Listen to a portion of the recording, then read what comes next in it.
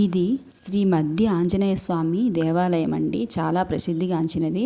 అంటే ఆంజనేయ స్వామి స్వయంభూగా వెలిసారు ఇక్కడ. అది కూడా చెట్టు త్వరలో వెలుస్తారు. అందుకే దీనికి మద్ది ఆంజనేయ స్వామి టెంపుల్ అంటారు. మద్ది అనేది ఒక వృక్షం అండి.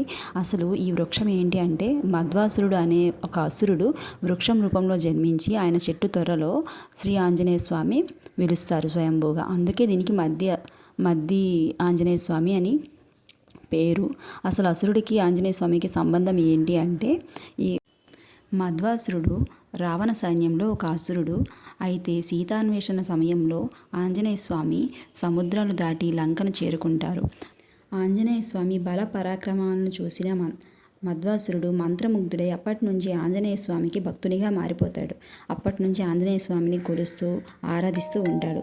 ఆ తరువాత రామరావణ యుద్ధం జరుగుతుంది. ఆ యుద్ధంలో మధ్వాసురుడు డైరెక్ట్గా ఆంజనేయ స్వామితోనే తలపడాల్సి వస్తుంది. ఆ సమయంలో నేను ఎంతో ఆరాధ్యంగా పూజించిన దైవంతో యుద్ధం చేయడం ఏంటి, ఇదేలాంటి పరీక్ష అని అక్కడ యుద్ధంలో వెనుదిరిగి అక్కడే మరణం పొందుతారు. ఆ తరువాత ద్వాపర యుగంలో కౌరవ సైన్యంలో మధ్వాసురుడు జన్మిస్తాడు.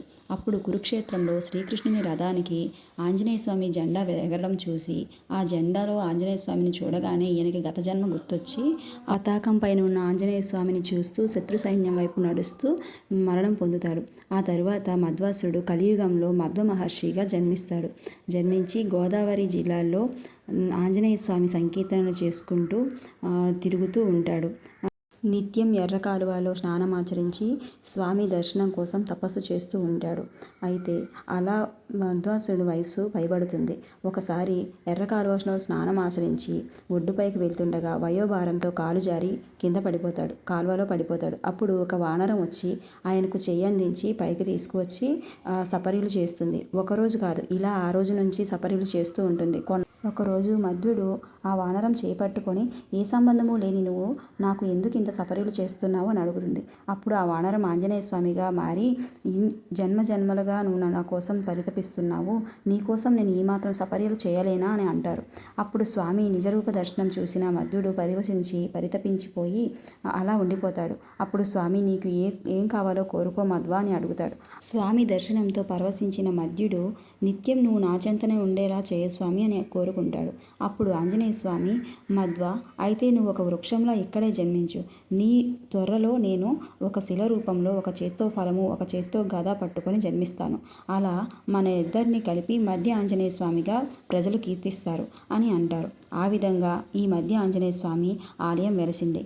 ఆ విధంగా ఆంజనేయ స్వామి ఈ ప్రాంతంలో ఇలా స్వయంభూగా వెలిసారు. ఈ టెంపుల్ ఎక్కడుంది అంటే ఉమ్మడి గోదావరి జిల్లాలో జంగారెడ్డిగూడెం సమీపంలో గురువాయిగూడెం అనే గ్రామంలో వెలసింది. వివాహం కోసం ఎదురు చూస్తున్నవారు, ఆర్థిక సమస్యలతో ఇబ్బంది పడుతున్నవారు ఈ ఆలయంలో స్వామిని దర్శించుకొని ప్రదక్షిణలు చేస్తే వారి కోరికలు తప్పక నెరవేరుతాయని ఇక్కడ ప్రజల నమ్మకం. ఇక్కడ నిత్యాన్నదానం జరుగుతూ ఉంటుంది. ఇక్కడ చూసిన విధంగా చెట్టు త్వరలోనే ఆంజనేయ స్వామి స్వయంభూగా వెలిసారు.